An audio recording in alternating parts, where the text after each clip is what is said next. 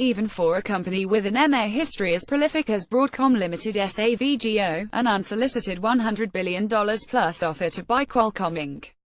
QCOM, a company that's trying to close a $47 billion deal to buy NXP Semiconductors NVNXPI is pretty stunning. Chances are that Broadcom is motivated to make such a bold move not only by the top and bottom line benefits a deal could bear, and they are quite substantial, but also by a recognition that time might be of the essence for such a bid. Both because of where Broadcom's shares stand following a 50% plus 2017 run-up, and where Qualcomm's stand is worries about both the NXP deal's closing and its patent licensing disputes with Apple Inc. AAPL and others scare off risk-averse investors. Multiple publications report Broadcom, which on November 1 announced it would move its headquarters back to the US from Singapore, is prepping a cash stock offer for San Diego-based Qualcomm that would value the latter at around $70 per share, a 27% premium to Qualcomm's November 2 close. The Wall Street Journal states a massive 80% to 90% of the deal's payout would consist of cash, and that the bid could be launched over the weekend. In response, Qualcomm shares rose 12.7% on Friday, November 3 to $61.81, a level that suggests a healthy amount of skepticism remains about Broadcom's ability to pull off the deal. Broadcom, which was already making new highs in response to top customer Apple's strong September quarter earnings report, added to its gains following the reports and closed up 5.5% to $273.63. Separately, a few hours after Broadcom-Qualcomm reports emerged, the WSJ reported Marvell Technology Group (MRVL), which competes against Broadcom in the connectivity chip and hard drives SD controller markets, is in talks to merge with Cavium Inc. CAVM, which competes with Broadcom in the network processor market. Naturally, shares of both companies popped on a news. What makes Qualcomm such an appealing target to Broadcom, which is hardly in desperate need of another deal? I think the selling point fall into three categories. Broadcom, known as Avago before it acquired Broadcom for $37 billion in early 2016 and took its name, has been nothing if not incredibly effective at wringing out cost savings from the many chip and component makers it has bought over the last several years. In the case of the old Broadcom, which did 2014 sales of $8.4 billion, the company set a goal of attaining $750 million in annual cost savings within 18 months of the deal's closing.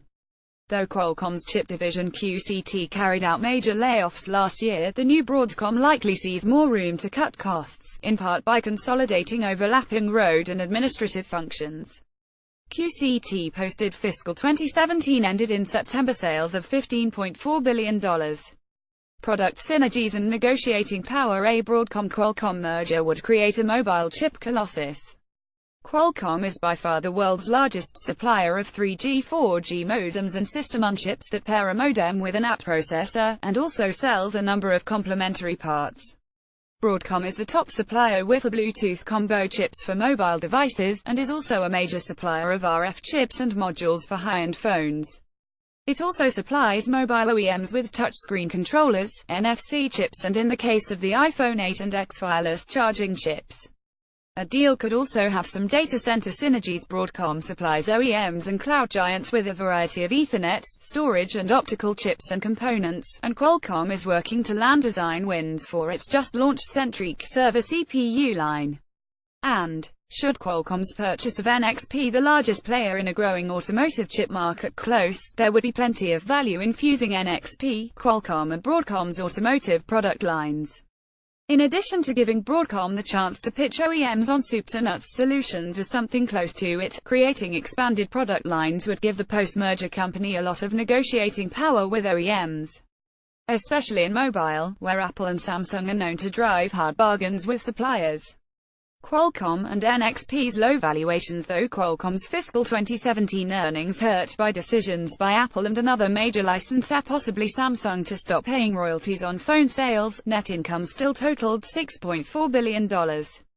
And on average, analysts see NXP, which Qualcomm aims to purchase with the help of a $38 billion cash balance, during 2018 net income of $2.5 billion.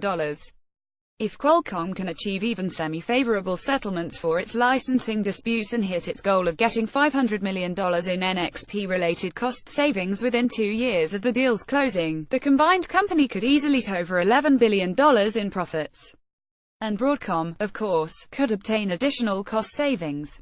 Put it all together, and a $70 per share acquisition price might be equal to around 10 times Qualcomm's earnings in a couple of years, after accounting for the net debt Qualcomm would have following the NXP deal's closing. That's quite the bargain, especially in the current valuation environment. Qualcomm, of course, might feel the same way and demand a significantly higher price. But even if a deal is reached somewhere near $70 per share, there are still some massive question marks surrounding it. I think the largest of the following. How will antitrust regulators view the deal should a Broadcom-Qualcomm deal be inked? Look for regulators in the US, EU and elsewhere to get an earful from mobile OEMs about the combined company's market shares and pricing power. Broadcom and Qualcomm propers overlap in the combo chip market, and Broadcom and NXP's overlap in the NFC chip market, are especially likely to get attention. Would asset sales in such areas be enough to appease regulators as far as American approval goes? Broadcom's decision move its HQ to the US might have just won it some goodwill. How will Broadcom handle the Qualcomm-Apple dispute given Apple is its biggest customer? It's hard to believe that Broadcom would close a Qualcomm purchase without either having already settled Qualcomm's bitter multi-billion-dollar dispute with Apple over iPhone royalties, or at least positioned itself to quickly settle the matter post-closing. Especially since Apple is reportedly hatching plans to no longer use Qualcomm's best-in-class 4G modems in future iPhones and iPads. The various synergies a Qualcomm deal provides could motivate Broadcom to try and quickly put the issue to rest, even if it means giving Apple decent-sized royalty rate cuts.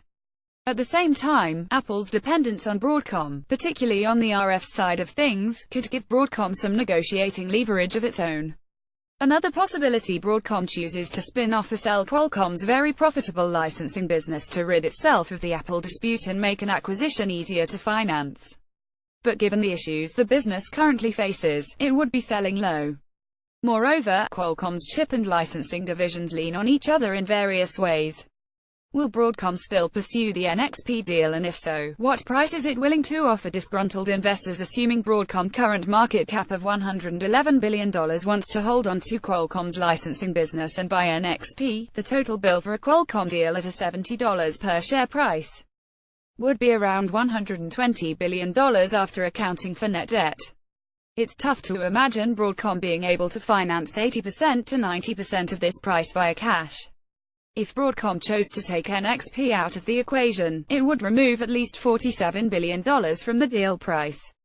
And quite possibly more. Many NXP investors want Qualcomm to up its $110 per share buyout price, and only a tiny fraction of the 80% of NXP shares that need to be tendered for the deal to close are currently tendered.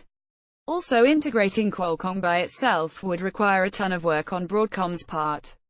Simultaneously having to integrate NXP might be too much for even Broadcom's management to handle. NXP went into November 3 trading above $117 due to expectations Qualcomm will eventually hike its offer. But shares fell 2.1% to $115.02 on fears that Broadcom, should it ink a deal to buy Qualcomm, would choose to walk away from NXP. We might get a bit of clarity regarding questions 2 and 3 following the announcement of a Broadcom bid for Qualcomm. And should Broadcom announce a bid, there's a good chance that it will be quickly followed by a Qualcomm announcement declaring the bid inadequate. And by plenty of PR maneuvers from both firms. Get your popcorn ready.